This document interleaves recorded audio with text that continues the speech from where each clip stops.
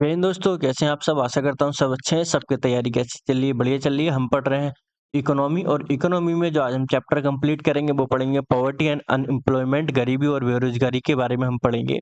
तो सबसे पहले देखते हैं गरीबी का अर्थ क्या होता है, गरीबी का मतलब क्या होता है? अगर हम गरीबी की बात करें कि गरीबी का अर्थ क्या है, तो गरीबी का अर्थ सिंपल सा है कि जब इंसान अपनी मूलभूत आवश्यकताएँ या बेसिक गुड्स उनको भी हासिल नहीं कर पाए, ठीक है? उनमें भी एक या एक से अधिक चीज़ों को हासिल करने में असक्षम हो जाए या कमी हो जाए, तो उसको क्या कहा गया? गरीबी। अब बात आती है कि मूलभूत आवश्यकताएँ या बेसिक गुड्स क्या है? जैसे रोटी, कपड़ा, मकान। वो क्या है कि एक बेसिक नीड्स है कि इंसान को ये तो चाहिए, रोटी, कपड़ा, मकान, पीने का पानी ये तो चाहिए। अगर इंसान इनको भी अफ़ोर्ड नहीं कर पा रहा है, तो वही इंसान क्या कहलाएगा? गरीब कहलाएगा। बात आई समझ में? पॉवर्टी, ठीक? अब बहुत सारे इंस्टीट्यूट हैं या कहा जाए बहुत सारी ऑर्गेनाइज़ेशन हैं, जिन्होंने पॉवर्टी की अलग-अलग डेफ़िनेशन दी। अलग-अलग कंट्री अलग-अलग डेफ़िनेशन माँगती है कि भई इसका मतलब पॉवर्टी ये होगा, इसका मतलब पॉवर्टी ये नहीं होगा। समझ रहे हो? लेकिन वर्ल्ड बैंक ने एक बेसिक सबके लिए जारी करा और वर्ल्ड बैंक ने क्या कहा कि इंटरनेशनल पॉवर्टी लाइन का कॉन्सेप्ट दिया। उसने कहा कि अगर कोई भी $2.15 इतने नहीं कमा पा रहा है एक दिन में, तो वो क्या है? गरीब है। ठीक है? कितना? $2.15। ठीक है? कोई दिक्कत है यहाँ तक? नहीं। $2.15 पर डे, अगर कोई इससे कम पर डे कमा रहा है, तो वो क्या है? पुअर है, गरीब है। किसके अनुसार? वर्ल्ड बैंक के अनुसार। तो सबसे पहले हमने देखी कि आखिरकार गरीबी की डेफिनिशन क्या होती है, फिर उसके बाद हमने देखा कि वर्ल्ड बैंक क्या कहता है। अब देखते हैं कि पॉवर्टी कितने प्रकार की होती है। टाइप की बात कर लेते हैं कि कितने प्रकार की होती है गरीबी। तो 2 तरह की होती है, निरपेक्ष और सापेक्ष, जिसको इंग्लिश में एब्सोल्यूट और रिलेटिव पॉवर्टी के नाम से जाना जाता है। एब्सोल्यूट पॉवर्टी और रिलेटिव पॉवर्टी। अब देखो कुछ बच्चे क्या काम करते हैं कि जो बच्चे हिंदी मीडियम के वो इंग्लिश से भागते हैं, जो इंग्लिश मीडियम के वो हिंदी से भागते हैं। ठीक है? तो ऐसा नहीं करना है, हमें साथ में लेके चीज़ें पढ़नी है, क्योंकि कई बार ऐसा होता है कि कुछ चीज़ें जैसे अ, ये है सापेक्ष है, यहाँ सापेक्ष ही लिखा है, लेकिन जब बच्चा पेपर देने जाएगा उसने पढ़ा क्या है? सापेक्ष गरीबी। अब वहाँ पे वो क्या करेगा, सापेक्ष को सापेक्ष नहीं लिख के क्या हिंदी में ही या देवनागरी लिपि में क्या लिख देगा? रिलेटिव गरीबी, इस तरीके से लिख देगा। बच्चा क्या करे? उसने तो पढ़ी सापेक्ष थी। तो इस तरीके की प्रॉब्लम कई बार सामने आ जाती है, इसलिए साथ में लेके ही पढ़ना चाहिए। निरपेक्ष और सापेक्ष, ठीक है? निरपेक्ष गरीबी वो होती है कि जब इंसान अपनी मूलभूत आवश्यक वस्तु को हासिल नहीं कर पाए। गुणा का मतलब हुआ नहीं कर पाएँगे, ये गलत का निशान है। कि जो मूलभूत आवश्यकता है उनको भी पूरा नहीं कर पा रहा, बेसिक नेसेसिटीज़ है, उसको भी पूरी नहीं हो पा रही उसकी। जैसे रोटी, कपड़ा, मकान, पानी इत्यादि। इसके लिए वर्ल्ड बैंक ने क्या दिया? $2.51, कोई भाई इससे कम कमा रहा है तो वो क्या है? गरीब है। तो अगर कोई एब्सोल्यूट पॉवर्टी में जी रहा है, मतलब उसका जो जीवन स्तर है, जो सर्वाइवल रेट है, वो भी क्या है? बहुत कम है। ठीक, कोई दिक्कत है यहाँ तक? नहीं। तो एब्सोल्यूट पॉवर्टी का सिंपल सा मतलब ये हुआ कि उसके पास जो बेसिक चीज़ें होनी चाहिए वो भी नहीं है। बेसिक चीज़ रोटी, कपड़ा, मकान, पानी, शिक्षा, ठीक है? इस तरीके की चीज़ें। अगली बात हम बात करते हैं सापेक्ष गरीबी की क्या है? सापेक्ष गरीबी क्या है? या रिलेटिव पॉवर्टी क्या है? रिलेटिव का मतलब होता है कि भई तुलना करना, ये ए है, ये बी है, इन दोनों के बीच में तुलना करना, ठीक है? कंपैरिज़न करना, इसको ही क्या बोला जाता है? रिलेटिव बोला जाता है। ठीक है? तो इनकम रिसोर्स कंपेयर, जब हम क्या करते हैं, कोई भी अपनी इनकम रिसोर्स या जो भी वो कमा रहा है उसकी तुलना करता है। ठीक है? जैसे भई देखो इधर क्या है? अंबानी, इधर क्या है? बाकी की जनता। तो भाई बाकी की जनता अगर अंबानी से तुलना करेगी तो गरीब ही है। आता है समझ में? यहाँ एक है जो द 1 महीने में 1 लाख रुपए कमा रहा है, एक है जो 10,000 कमा रहा है। अब इन दोनों की तुलना करी जाएगी तो गरीब कौन है? 10,000 वाला गरीब है। वहीं 1 लाख वाला अगर 50 लाख वाले से तुलना करेगा तो 1 लाख वाला गरीब है। तो कहने का मतलब ये है कि जब हम क्या करते हैं, कंपेयर करते हैं, तुलना करते हैं, उसको क्या कहा जाता है? सापेक्ष गरीबी। ठीक है? तो मतलब इसमें हम क्या देखते हैं? कमाई का स्तर, average and medium income of in the society. ठीक है? मान लीजिए ये है कंट्री ए, हम कहें कि इसमें एक 50,000 कमा रहा है, एक 1 लाख कमा रहा है, एक 10 लाख कमा रहा है, एक 5,000 कमा रहा है तो हमने एवरेज निकाल दिया कि 15,000, एवरेज मान लिया कि 15,000। जो भी इससे कम कमा रहा है वो गरीब, जो भी इससे ऊपर कमा रहा है वो सामान्य। ठीक है? तो जो रिलेटिव पॉवर्टी है वो किसको दिखाती है? कहीं न कहीं सोशल इनइक्वालिटी, सामाजिक असमानता को दर्शाती है। सोशल इनइक्वालिटी को दिखाती है, ठीक है? कि देखो इसके पास इतना ज़्यादा है, इसके पास इतना कम, इसके पास इतना ज़्यादा, इसके पास इतना कम, इस तरीके से। तो बात हुई क्लियर? कोई दिक्कत यहाँ तक? नहीं। चलो आगे चलते हैं।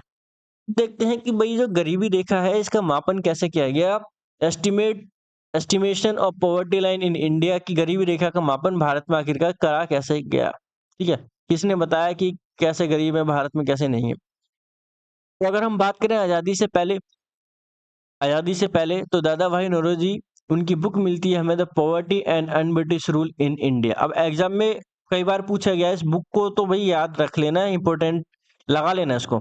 एग्ज़ाम में कई बार पूछा गया है कि poverty and un-British rule in India किताब निम्नलिखित में से किसके द्वारा लिखी गई? किसके द्वारा लिखी गई? दादा भाई नेहरू जी द्वारा लिखी गई। अब एग्ज़ाम में इस तरीके से पूछा जाता है, निम्नलिखित में से कौन-सी पुस्तक दादा भाई नेहरू जी द्वारा लिखी गई? तो कौन-सी? Poverty and un-British rule in India. ये कुछ किताबें ऐसी हैं जिनके बारे में आपको पता ही होना चाहिए, राइटर के बारे में पता होना चाहिए, क्योंकि एग्ज़ाम में बहुत अच्छी तरीके से वहाँ से सवाल पूछे जाते हैं और बार-बार रिपीट होते हैं। ठीक है? कोई दिक्कत है? नहीं। अभी उत्तराखंड पीसीएस का एग्ज़ाम हुआ था तो आधे से ज़्यादा वो सवाल थे जो यहाँ पढ़ा दिए गए हैं। दादा भाई नौरोजी। दादा भाई नौरोजी द्वारा कौन-सी पुस्तक लिखी गई? The poverty and un-British rule in India. ठीक है? इन्होंने पॉवर्टी या गरीबी का आकलन किया 1867 1868 में इन्होंने गरीबी का आकलन किया और उन्होंने क्या बताया कि अगर कोई भी इंसान ₹16 से ₹35 के बीच में अगर 1 साल में इतने नहीं कमा पा रहा है तो वो क्या है? गरीब है। क्या है वो? गरीब। 1 साल की बात हो रही है। ठीक है? कोई दिक्कत यहाँ तक? नहीं। ठीक है? तो एवरेज निकाला गया था ₹20, इसको भी याद रखना। ठीक है? कि उन्होंने कहा कि अगर कोई ₹20 से कम कमा रहा है तो वो क्या है? गरीब है। तो बॉम्बे प्लान अगला क्या था? पहली जो गरीबी के बारे में बताया गया वो किसके द्वारा बताया गया? Poverty and un-British rule in India दादा भाई नौरोजी के द्वारा। अगली बात करते हैं हम Bombay plan. Bombay plan exam में एक बार पूछा गया था, एक पीसीएस का एग्ज़ाम था उसमें पूछा गया था, बॉम्बे प्लान निम्नलिखित में से किससे संबंधित है? तो बॉम्बे प्लान निम्नलिखित में से किससे संबंधित है? पॉवर्टी से या गरीबी रेखा मापन से संबंधित है। इस बात को भी याद रखना है, एग्ज़ाम में इस तरीके से पूछा जाता है कि बॉम्बे प्लान निम्नलिखित में से किससे संबंधित है। ठीक है? तो उन्होंने बताया कि भई जो भी ₹75 से कम कमा रहा है 1 साल में वो क्या है? गरीब है। जो भी ₹75 से कम कमा रहा है 1 साल में वो क्या है? गरीब है। कोई दिक्कत यहाँ तक? नहीं। फिर आज़ादी के बाद कुछ कमिटी बनी, कमिटी का गठन हुआ, ठीक है? कमिटी का गठन हुआ जिन्होंने पॉवर्टी के बारे में बताया। देखो समझो बात को, क्या मतलब होता है, कमिटी क्या होता है? मान लीजिए हमने 10 लोग लिए जो एक्सपर्ट हैं इस क्षेत्र में, ठीक है? पन 10 लिए, इसमें से हमने 2 नेता जोड़ दिए, फिर इसमें हमने क्या काम करा, समाज सेवक वगैरह 3 वो जोड़ दिए, एनजीओ वगैरह। फिर हमने क्या बना, कमिटी बनाई, कमिटी ने क्या काम करा, अपनी एक रिपोर्ट जारी करी कि ऐसा हो रहा है या नहीं हो रहा, ठीक है? इसको बोलते हैं कमिटी। जैसे अगर हम देखें तो कमिटी का क्या नाम है? बी एम दांडेकर एवं बी एम दांडेकर और एन रथ कमिटी। 1971 कब आई है? 1971 डेट याद रखना। दांडेकर इसमें ही हमें मिलता है क्या? दांडेकर रथ फॉर्मूला मिलता है जिसने क्या काम किया? गरीबी का आकलन करा। ठीक है? तो बी एम दांडेकर और एन रथ कमिटी 1971 दांडेकर रथ फॉर्मूला, ठीक? 1971 Dandekar and Rath formula. Exam में आपसे पूछा जाएगा दांडेकर रथ फॉर्मूला निम्नलिखित में से किससे संबंधित है? तो किससे? गरीबी से संबंधित है। ठीक है? 1971 इसके बाद बनी अलग कमिटी 1979 में, ठीक है? इसने जो गरीबी का आकलन करा वो किसके आधार पे करा? उपभोग या व्यय के आधार पे करा, कैलोरी के आधार पर करा कि भाई कितना खा रहे हैं लोग। तो इसने कहा कि रूरल क्षेत्र में, या कहा जाए रूरल और अर्बन क्षेत्र के आधार पर इसने करा, ठीक है। शहरी और ग्रामीण, रूरल होता है ग्रामीण, ग्रामीण और इसको बोला जाता है शहरी, याद रखना। रूरल, इसने कहा कि अगर कोई 2400 कैलोरी ले रहा है तो भाई वो गरीब नहीं है। कोई 2100 तो भाई वो भी गरीब नहीं है। शहरी के हिसाब से 2100 रखा और ग्रामीण के हिसाब से 2400 रखा, ठीक है। तो एग्जाम में पूछे अगर निम्नलिखित में से किस कमिटी ने उपभोग व्यय या कैलोरीज को कैलोरीज का प्रयोग किया गरीबी आकलन के लिए, तो कौन सी थी? वो अलग कमेटी थी। अब इसमें एक दिक्कत आने लगी, वो क्या बताएगा कोई? कोई बताएगा? मान लीजिए आपने कैलोरी तो रख दिया 2400, ठीक है, 2400। अब क्या हो रहा है इसमें, दिक्कत की बात ये है कि अगर मान लीजिए किसी ने एक पाव जलेबी खा ली, मीठा खा लिया, कैलोरी तो पूरी हो गई। शरीर को प्रोटीन मिला? नहीं। कैल्शियम मिला? नहीं। अदर मिनरल्स मिले? नहीं। क्या मिला? कैलोरी मिल गई, क्योंकि आपने तो माउंटेन कैलोरी कैलोरी का रखा। तो इस चीज में ये प्रॉब्लम आ रही थी, तो इस वजह से ये भी इतनी बढ़िया नहीं चल पाई। फिर इसके बाद बनी लकड़वाल समिति 1993, ठीक है, इन्होंने भी गरीबी का आकलन किया। फिर उसके बाद बनी तेंदुलकर समिति, तेंदुलकर कमेटी 2009 में बनी, ठीक है, 2009 में बनी। कोई दिक्कत यहाँ तक? नहीं। तो इन्होंने किस चीज पे गरीबी का आकलन किया? पर कैपिटा मंथली एक्सपेंडिचर, प्रति व्यक्ति मासिक व्यय। ये व्यय लिखा है, ठीक है, तो यहाँ दिख ना रहा हो, ये व्यय लिखा है ये। पर कैपिटा मंथली एक्सपेंडिचर, प्रति व्यक्ति मासिक व्यय। इसका मतलब क्या हुआ? इन्होंने कहा कि भाई देखो, हम ये पता लगाएंगे, हम इस आधार पे कह रहे हैं कि कोई गरीब है या नहीं, कोई हर महीने में खर्च कितना कर रहा है, अपने ऊपर खर्च कितना कर रहा है, उसके आधार पे हम बताएंगे कि वो गरीब है या नहीं। और तेंदुलकर समिति के आधार पे ही जो गरीबी है वो कितने परसेंट बाद में? 29%, ठीक है। तो दिक्कत यहाँ तक। तो जो ये कमिटी है जिसका क्या नाम है, तेंदुलकर समिति, जिसने प्रति व्यक्ति मासिक व्यय के आधार पर निकाला, तो इसने बताया शहर के लिए 1000, गांव के लिए 816, जो बैठता है दिन के 23 रुपए और दिन के 27 रुपए। अगर कोई गांव क्षेत्र में, ग्रामीण क्षेत्र में कोई 27 रुपए खर्च कर लेता है प्रतिदिन अपने ऊपर, तो वो गरीब नहीं है। और शहर में अगर 33 रुपए अपने ऊपर प्रतिदिन खर्च कर रहा है तो वो भी गरीब नहीं है। अगला है रंगराजन समिति। रंगराजन समिति जो कब आई? 2012 में आई।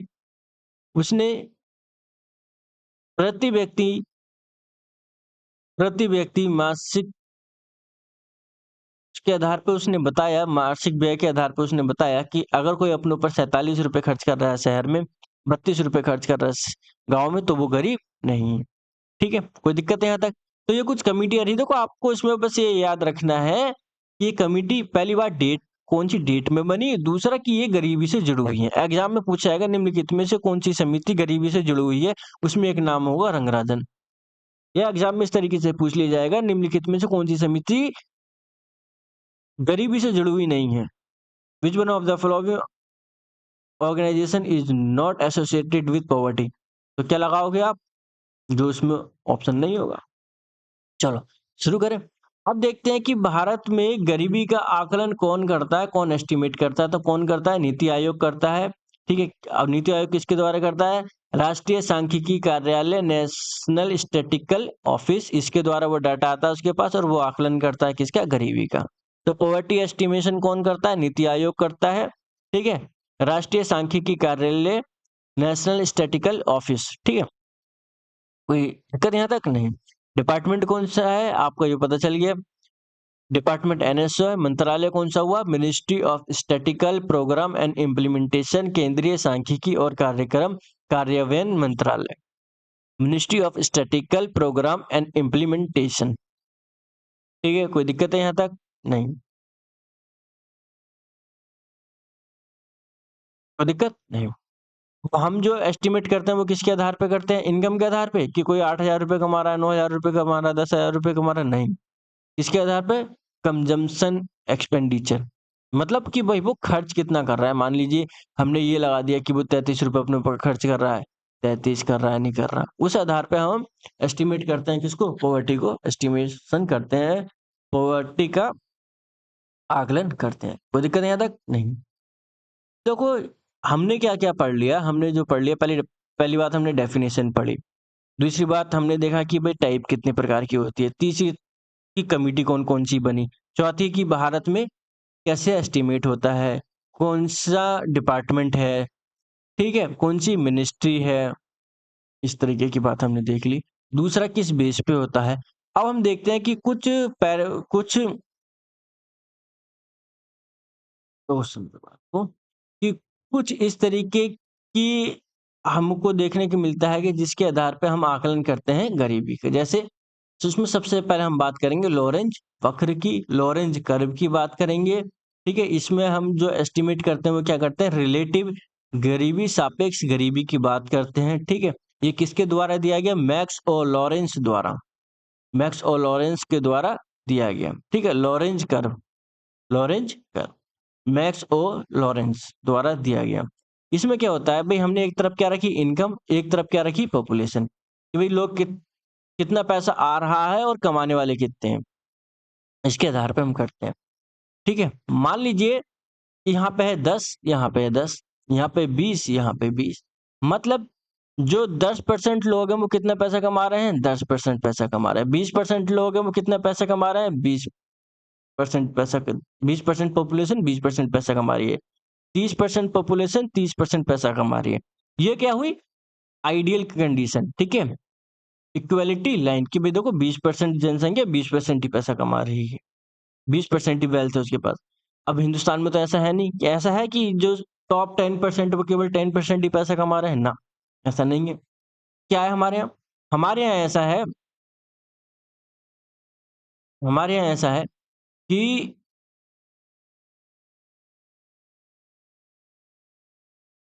जो एक कर्व मिलेगा वो इस तरीके का देखने को मिलेगा। इस तरीके का देखने को मिलेगा। इस तरीके का देखने को मिलेगा मतलब क्या है? कि भई देखो मान लीजिए यहाँ पे क्या है 30% पॉपुलेशन, ठीक है? तो 30% पॉपुलेशन कितना पैसा कमा रही है? मान लीजिए 13। तो 30% पॉपुलेशन केवल 13 कमा रही है। मान लीजिए अब यहाँ आ जाते हैं,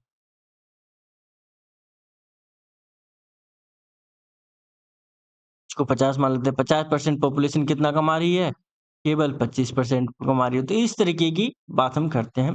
तो कहने का मतलब ये है कि ये वाला क्षेत्र जो है आपका ये वाला क्षेत्र, ये किसको दर्शा रहा है? असमानता को दर्शा रहा है। ठीक है? कि हम आइडियल कंडीशन से कितना दूर हैं। बात हुई क्लियर? तो 0 शो करेगा किसको? समानता को और 1 शो करेगा किसको? असमानता। ठीक है? तो लॉरेंस कर्व इसको 0 से लेके 1 तक रखा जाता है। अगली हम बात करते हैं गिनी कोएफ़िशिएंट, गिनी गुणांक की बात करते हैं, जो 1921 में दिया गया, ठीक है? इसमें आय के वितरण की विषमता को मापने की सबसे प्रचलित विधि है, ठीक है? आय में वितरण की विषमता अब आपको ये समझ में नहीं आएगा कि है क्या? ठीक है, समझो बात को। इनकम डिस्ट्रीब्यूशन, जब हम हैं तो क्या गम है? इनकम डिस्ट्रीब्यूशन मतलब कितने लोगों के पास कितने परसेंट पैसा पहुँच रहा है, नहीं पहुँच रहा। तो इसका फ़ॉर्मूला है A divided by A plus B। ये पूरा क्षेत्र क्या कहलाएगा? A। ये पूरा क्षेत्र क्या कहला रहा है? B। टोटल क्या कहला रहा है? A plus B। A का मतलब ये हुआ कि भई कि दोनों बातों में कितना गैप आ रहा है, इनकम और पॉपुलेशन में कि कितने परसेंट पॉपुलेशन कितने परसेंट पैसा कमा रही है, तो उसको ही बोला गया A। और A प्लस B का मतलब हुआ कि हम टोटल मार दे रहे हैं। जनसंख्या और इनकम जो भी ग्राफ निकाला उसको टोटल मार दे रहे हैं। ठीक है? तो इसके आधार पे ये निकाला जाता है ग्राफ गिनी गुणांक, गिनी कोएफ़िशिएंट जिसके द्वारा हम गरीबी का मापन करते हैं। ठीक है? अब गरीबी पढ़ लिया, अब पढ़ते हैं बेरोज़गारी। कोई दिक्कत है यहाँ तक? कोई ऐसी बात जो समझ में नहीं आई हो, तो आप कमेंट करना, कोई ऐसा टॉपिक हो जो आपको समझ में नहीं आ रहा हो, आप बिना किसी परेशानी के आप कमेंट करना, आपको उस बात का आंसर दिया जाएगा। अब समझते हैं बेरोज़गारी, बेरोज़गारी का अर्थ क्या होता है? बेरोज़गारी है क्या? देखो बेरोज़गारी का सीधा-सा मतलब समझो बात को कि एक इंसान है जो वो चाहता है कि भई वो काम करे, लेकिन उसको उसके जो उसकी क्वालिफ़िकेशन है उसके आधार पे काम नहीं मिल रहा, तो उसको क्या कहा जाएगा? बेरोज़गारी कहा जाएगा। जैसे एक बार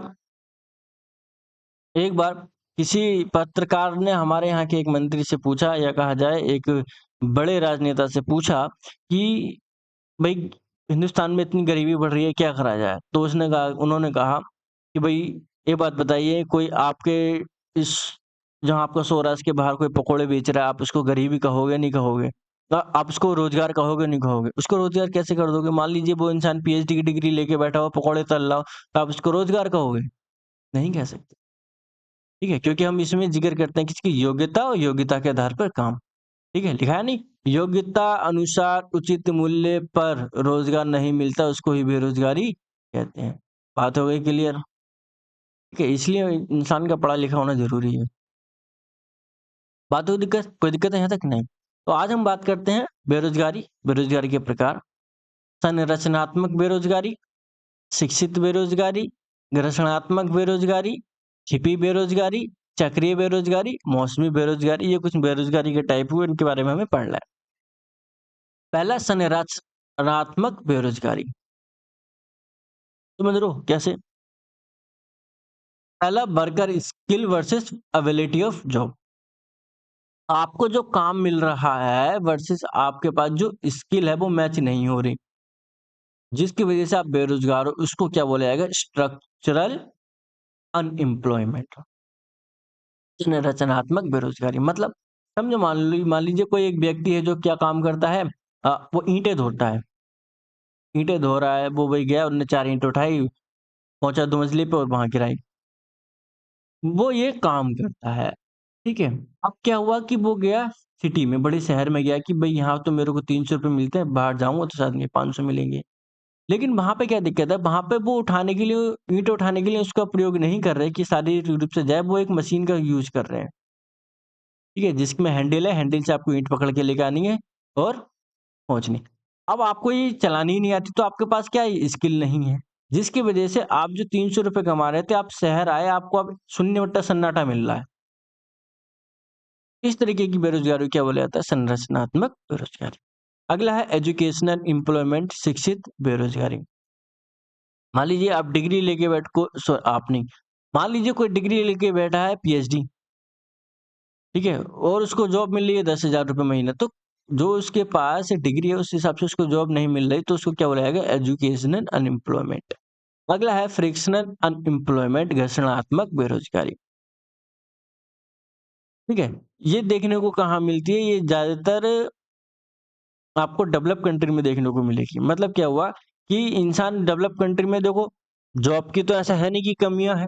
भई टेक्नोलॉजी उनके पास है, ठीक है? स्किल उनके पास है, सब कुछ उनके पास है, तो उन्हें किस बात की कमी है? तो वो क्या काम करते हैं, मान लीजिए वो कोई जॉब कर रहे हैं, उन्होंने जॉब छोड़ दिया, अब अगली जॉब तैयार तलाश कर रहे हैं कि हमें ये वाली जॉब मिल जाए। तो उसको क्या बोला जाता है? Frictional unemployment. अगला है डिसगाइज्ड अनएम्प्लॉयमेंट, हिडन अनएम्प्लॉयमेंट, छिपी बेरोज़गारी। ये ज़्यादातर हमें देखने को मिलती है किसमें? एग्रीकल्चर में। मान लीजिए एक घर में 7 जने हैं, किसी की जॉब नहीं लगी, अब वो किसानी कर रहे हैं, तो वो सातों के साथ 1 एकड़ ज़मीन में लगे पड़े हैं, और उनमें से 3 जनों की जॉब लग गई, अब वो चले गए, लेकिन फिर भी जितने घर पे जने बचे हैं, वो भी उसी काम कर रहे हैं, लेकिन आउटपुट वही है। तो इसको ही बोला गया क्या? छिपी बेरोज़गारी, कि भई वो काम लगे पड़े सब हैं, लेकिन उनके लगे रहने से, उनके लगे ना रहने से आउटपुट केवल उतना ही निकल रहा है, तो उसको क्या बोला जाता है? छिपी बेरोज़गारी कहा जाता है। अगला है साइक्लिकल अनएम्प्लॉयमेंट, चक्रीय बेरोज़गारी, ठीक है? जैसे आपने देखा होगा भई इकोनॉमी इस तरीके से चलती है, कभी तो लोगों के पास पैसा है, इन्फ्लेशन आ गया, कभी लोगों के पास पैसा नहीं है, रिसेशन आ गया। कभी तो मार्केट कह रहा है कि हम ये भी खरीद रहे हैं, वो भी खरीद रहे हैं, कभी कह रहा है भई सामान जो पुराना पड़ा है वो ही नहीं बिक रहा। तो इसको ही बोला जाता है साइक्लिकल अनएम्प्लॉयमेंट। जब क्या आ जाए? रिसेशन आ जाए, मंदी आ जाए, और ऐसे दो मंदी के दौर में क्या फैलती है? बेरोज़गारी फैलती है। ठीक है, अगला है seasonal unemployment, agriculture. Seasonal unemployment, मौसमी बेरोज़गारी, ठीक है? जैसे ये ज़्यादातर किसमें देखने को मिलती है? एग्रीकल्चर वाले सेक्टर में देखने को मिलती है। मान लीजिए बुआई का सीज़न आया, अब धान लग रहे हैं, धान लगाए, चावल लगाए मतलब, धान लगाए, धान लगाने के बाद क्या करें, खेत खाली, इंसान खाली, फिर वो धान उगेंगे, उनको काट लिया जाएगा, कभी-कभार पानी लगाने चले गए। तो इस तरीके की बेरोज़गारी को क्या बोला जाता है, सीज़नल बेरोज़गारी बोला जाता है। ठीक है? बात हुई क्लियर, तो बेरोज़गारी के बारे में हमने पढ़ लिया और गरीबी के बारे में हमने पढ़ लिया। कोई दिक्कत है यहाँ तक? नहीं। तो आज की क्लास रखते हैं यहीं, आशा करता हूँ सब चीज़ें आपको समझ में आई होंगी। कोई भी ऐसा टॉपिक जो आपके समझ में नहीं आए, आप कमेंट करें, उस पे वीडियो बनाई जाएगी, आप टेंशन ना लें।